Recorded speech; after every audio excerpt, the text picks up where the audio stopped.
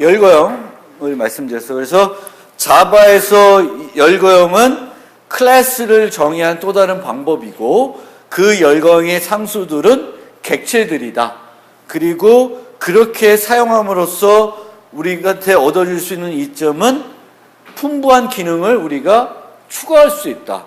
단지 그렇게 4개로만 제한하는, 동서남북으로만 제한하는 것을 벗어나서 다양한 연산들이나 그런 데이터들을 열거형에 추가해서 프로그램을 좀 더 풍부하게 만들 수 있게 해줄 수 있다라는 게 이제 열거형의 특징입니다. 그래서 여기서처럼 이제 SML 같은 어떤 약어 출력하는데 이제 약어까지 S라는 약어. 그래서 우리가 보통 출력하면 스몰, 미디엄, 라지로 출력하는데 SML로 출력하고 싶을 때는 get abbreviation 그 약어를 갖고 와서 출력할 수 있게끔 저런 식으로 만들 수가 있고 데이터 이렇게 생성자에서 이 데이터를 보통 초기화를 할 텐데 이런 식으로 이럴 때는 이 생성자는 반드시 프라이빗이어야 된다. 그것만 주의하시면 되겠고 단지 조금 우리가 어색해하는 것은 사용할 때 항상 그 사이즈 클래스 이름을 앞에다가 그 열거형 이름을 붙여줘야 된다는 게 이제 다른 언어에서 지금까지 써왔던 여러분들 C나 C++에 써왔던 거랑 달라지는 차이점이고 단 어디서는 그거를 안 써도 되냐 하면은 여기서 보면 스위치 문에서 열거형을 썼을 때에는 요 앞에다가 weekday.son 안 써도 돼요. 그러니까 열거형에서는 예전과 비슷하게 쓸 수가 있다. 그래서 요게 이제 차이점이에요. 그래서 요거는 처음에는 내가 C나 C++를 많이 해왔기 때문에 자꾸 익숙하지가 않더라고요. 저도 계속 그걸 안 쓰고 에러 나면 이거 빼먹었구나. 여긴 괜히 썼구나. 이런 때가 있어요. 그래서 그것들을 잘 보시고 이제 한다. 그러니까 보통 대부분의 경우에는 앞에다가 요걸 붙인다. 이렇게 생각하시면 돼요. 그래서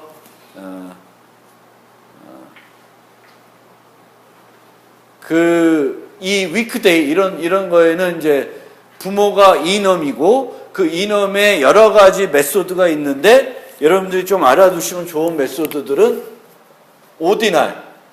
오디널이라는 메소드. 요건 뭘 줘요?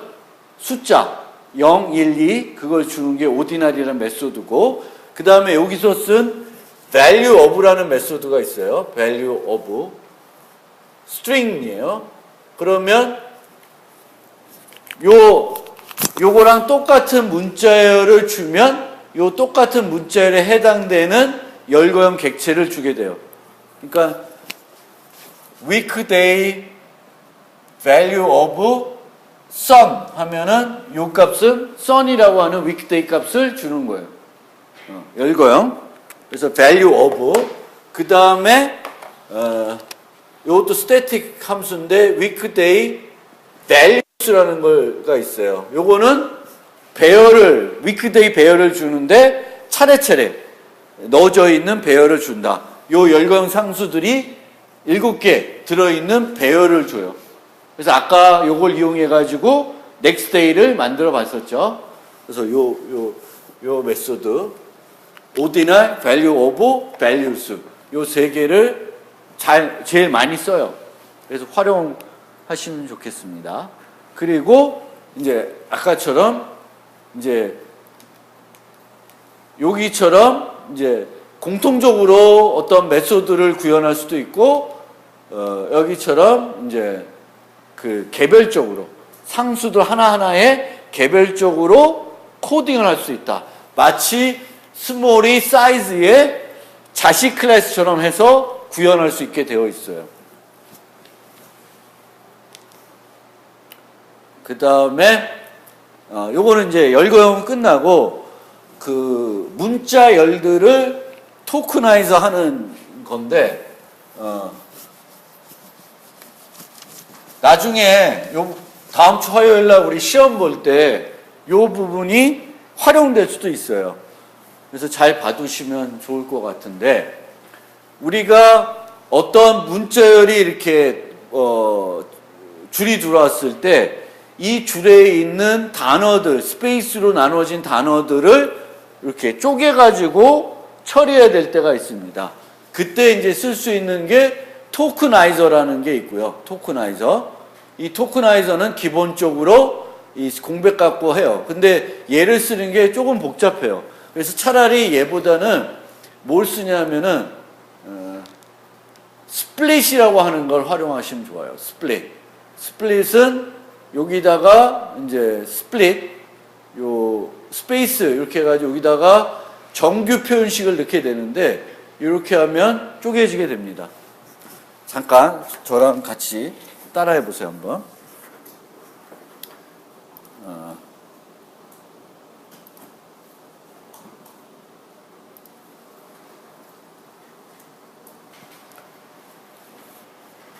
에어컨 좀 꺼주세요. 너무 춥다 이제.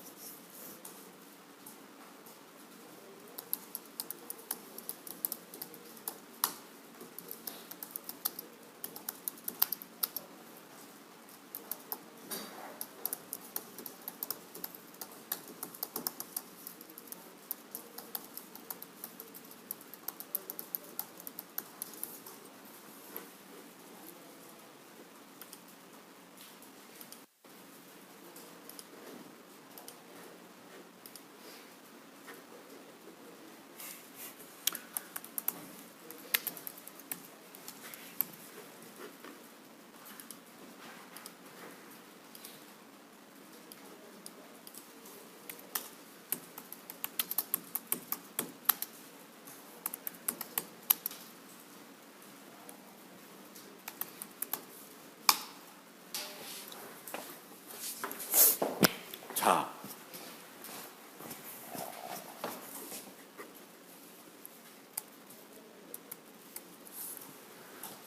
만약에 다음 주 시험 볼 때 숫자를 주고 4개 이렇게 되어 있는 단어가 나온다고 치면 여러분들이 이 각 단어를 분리해 가지고 그 처리해야 되는 문제가 있을 수 있어요. 그러면 이제 이 경우에는 보시면 in number words 해가지고 4라는 값을 읽은 다음에 4 다음에 엔터가 있으니까 그거를 그냥 지워버리기 위해서 next line 부르고 next line을 부르면 요 통으로 한 줄을 다 받은 거예요. 그러면 이 words라고 하는 그 문자열에 전체 문자열이 한 줄이 다 들어와 있는 거죠. 그러면 얘네들을 나눠야 되는데, 자, 이렇게 해서 나누는 방법, 한 가지 방법은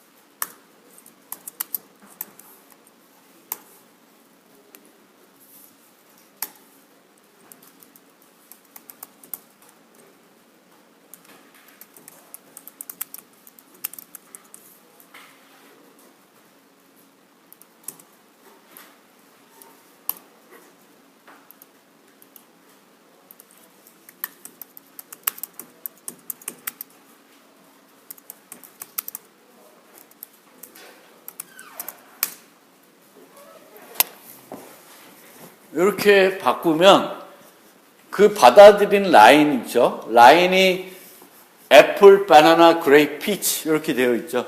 그렇죠? 그러면 얘네들을 그 문자 배열로 각각 단어들을 빼가지고 문자 배열을 만들고 싶으면 스플릿이라고 하는 거를 사용하시면, 그래서 공백 문자를 기준으로 스플릿해라. 그러면 첫 번째 게 배열의 첫 번째로 들어가고 두 번째 거 이렇게 들어가게 되겠고요. 그걸 출력해 보면 저런 식으로 각 워스라고 하는 배열에 이 워스라고 하는 배열에 이렇게 4개가 들어있다는 걸 알 수가 있습니다. 그래서 이제 이렇게 하는 방법이 있고, 스플릿 쓰면은 이렇게 좀 편하게 하는 방법이 있고, 내가 이 스플릿이 잘 모르겠다. 그러면은 스플릿 대신에 요 단어 하나하나씩 읽으려면은 next line 말고 뭘 읽어야 되죠? 뭘 쓰면 되죠? next line 말고. next line은 한 줄을 읽어버리는 거고, 문자 이렇게 스페이스로 나눠진 한 문자를 읽으려면 next를 쓰시면 돼요. 그럼 어떻게 쓰시면 되냐면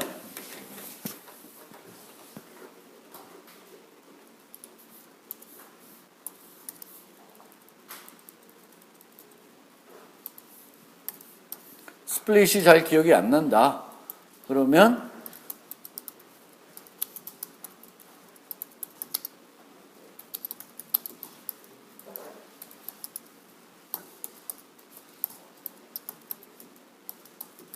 배열을 만들어 주시고 for int i는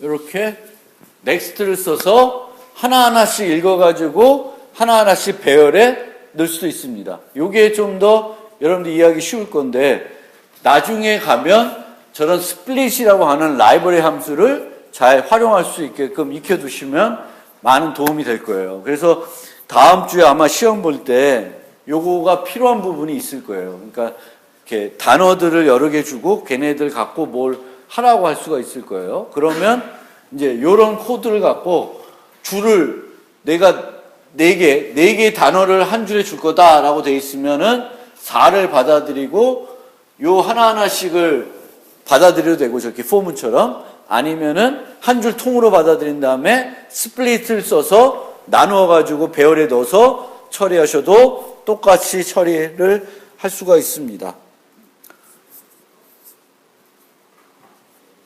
그래서 스플릿이라는 거, 그리고 이 스플릿 말고 아까 보여줬던 토크나이저라는 것을 이제 쓸 수도 있고요.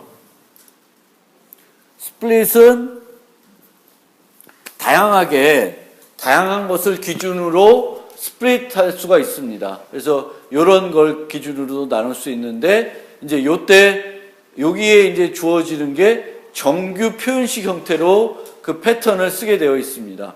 그러면 정규 표현식이 뭐냐? 그래서 제가 정규 표현식을 처음으로 한번 소개를 해볼까 합니다. 그래서 요 두 개는 보다는 요 점, 임의의 단일 문자예요.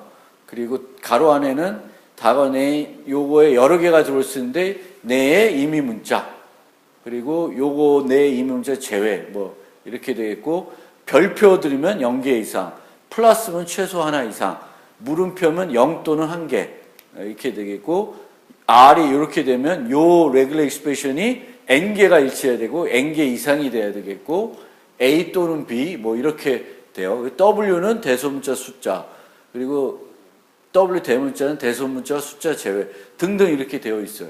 그러면 뭘 의미하냐면, 예를 들면 우리가 이런 정규 표현식을 뭐에 쓰냐면은 어떤 문자를 만났을 때 이 문자열이 어떤 특정 패턴으로 되어 있는지를 검사해야 되는 경우가 있어요.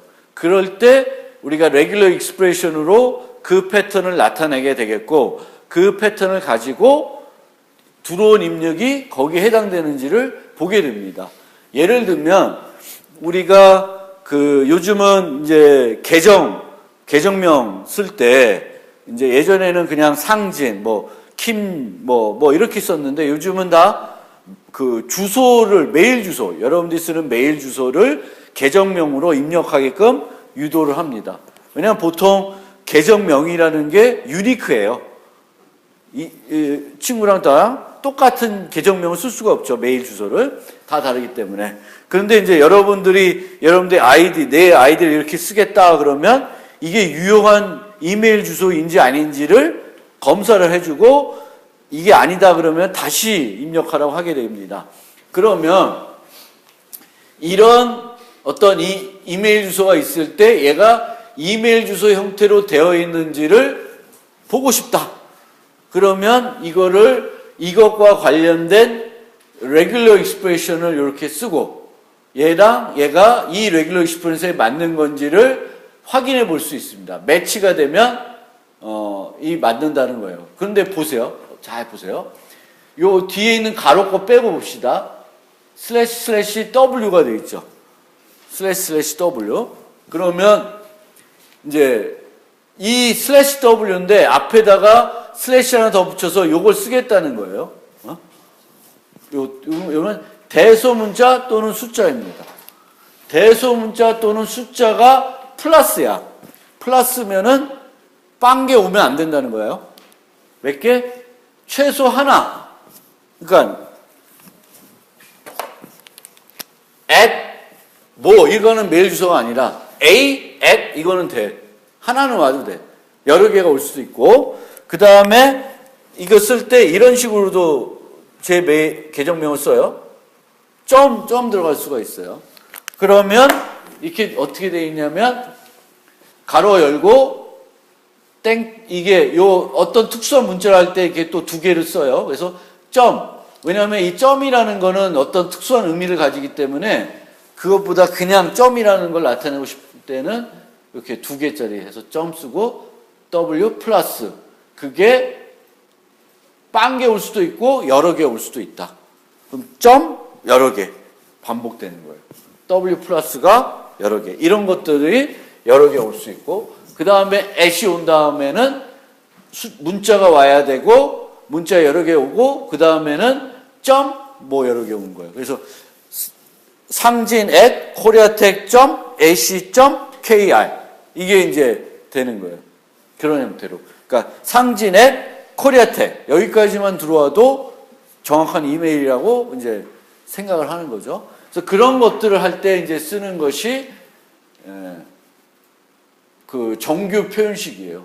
그래서 정규 표현식을 여러분들이 좀만 익혀 보면 내가 어떤 문자열들이 어떤 형태를 갖추고 있는지 아닌지를 이제 볼 수가 있죠. 그래서 정규 표현식 같은 거를 잘 알아두시면 이제 우리가 프로그래밍, 특히 어떤 문자열들을 분석하고 그런 거 할 때 아주 유용하게 쓸 수 있어요. 그래서 이 스플릿이라는 것도 궁극에는 여기다가 어떤 정규 표현식을 써서 이제 하는데, 얘는 아주 단순한 거지, 구분자를 뭘로 할 것인가를 나타내는 거이지만 실제적으로 정규 표현식들은 이런 용도로 많이 쓰여요.